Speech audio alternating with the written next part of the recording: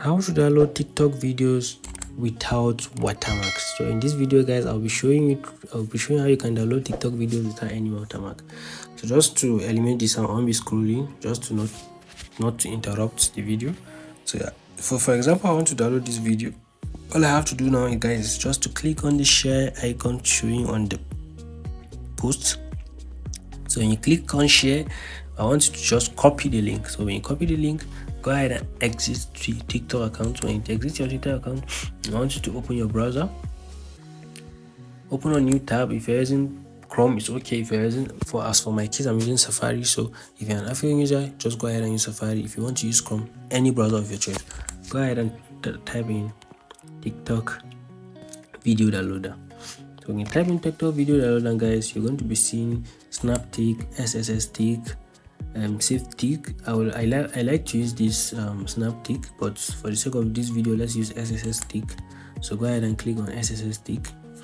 When you do that, so for your case, you might see a different website. So you can just go ahead and click any of the top options. As long as you type TikTok video downloader, you are good to go. So go ahead and paste the link. When you paste in the link, as you can see, guys, click on download. So when you download the video, you can see where it says download without watermark.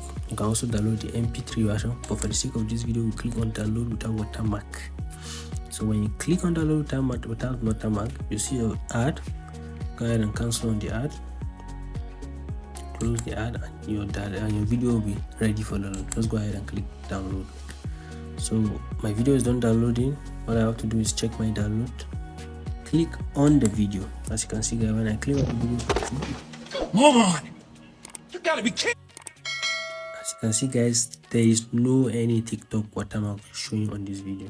So for iPhone users, you can go ahead and click on the share icon and then click save video. For Android user, I think you are good to go. So if this video is really helpful, guys, don't forget to like and subscribe to support the channel, as this will make us grow and do more videos.